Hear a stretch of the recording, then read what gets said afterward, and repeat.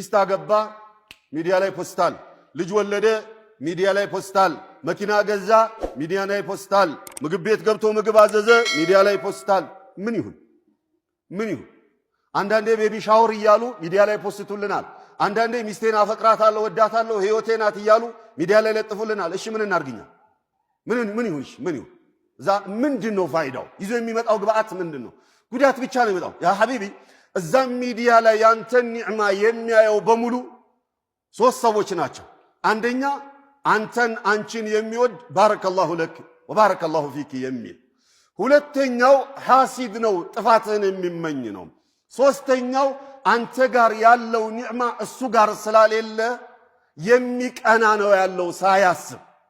እኔ ደላኝ መኪና ገዛው፣ ወንድሜ ደግሞ መኪና አይደለም ጫማ መግዛት የጠና ወንድም ባለበት አካባቢ ላይ ምንድነው እኔ ሌክጀሪ መኪና ገዛው፣ ሌክጀሪ ቤት ሰራው፣ ሌክጀሪ ማን ገዛው ብዬ መለጠፌ ምንድነው ከዛ በኋላ የሚመጣው ለመጥፋት ካልሆነ በስተቀር? ይሄ ያላዋቂነት አርፈናል ብለን የመጃጃያ አንዱ ማሳያ ነው።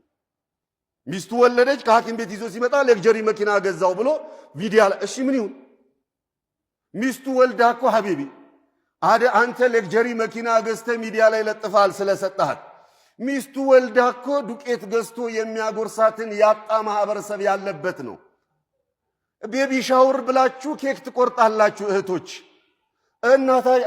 አንቺ መሰል እህት ጎረቤትሽ አክስትሽ ምናምንሽ እኮ አርግዛ መውለጃዋ እየቀረበ ምናልባት 3 ኪሎ ገብስ የምታስፈጭበት ብር የሌለው ማህበረሰብ መሃል እኮ ነው ያለ ነው። እህትሽ ጓደኛሽ አክስትሽ ምን ይሁንሽ? ቤብስ ኬክ ስለቆረጥሽ አንቺ ቤቢ ሻወር ስላልሽ ምን ይሁንስ? አስሉ ምዕራባውያን ያመጡብን ነቀርሳ ነው። ቤቢ ሻወር ትርጉሙ ራሱ ገብቶናል። ቤቢ ሻወር ማለት ምን ማለት እንደሆነ ፈረንጅኛው ገብቶናል ትርጉሙ። እኛ ያሳፍር እኮ ነው ትርጉሙን ብናውቀው ነው እንኳን ሚዲያ ላይ ወተን ልንለጠፍለት ቀር። ስለዚህ እንደው ቆም ብሎ ማሰብ ይሻላል። ሙስሊምነቱ እነዚህን ነገሮች በሙሉ የሚከለክል ነውና አላ ኩሊ ሃል የመጨረሻው መልእክቴ የአዝካርን ጉዳይ ሐደራ ነው የምላችሁ። ለሲህሩም ለዓይኑም ለሐሰዱም ለልክፍቱም ለሁሉም የአዝካሩን ጉዳይ ነው።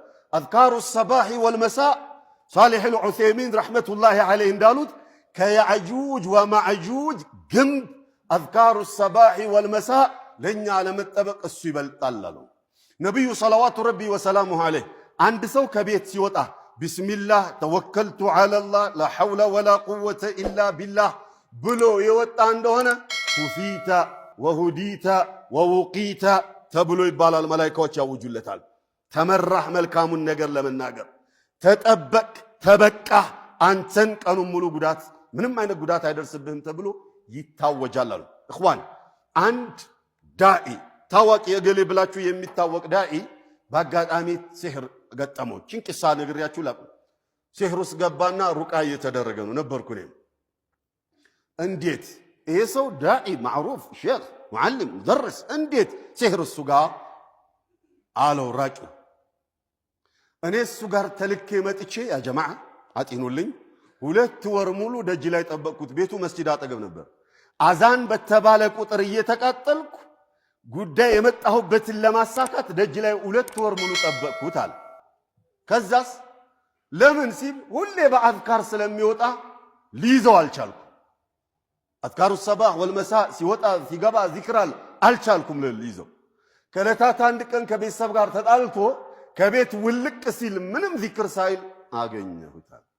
አያችሁ አዝካር ሰባህ ወልመሳ አደራ هذا صلوا وسلموا على الحبيب الذي أمركم بالصلاة والسلام قائلا إن الله وملائكته يصلون على النبي يا أيها الذين آمنوا صلوا عليه وسلموا تسليما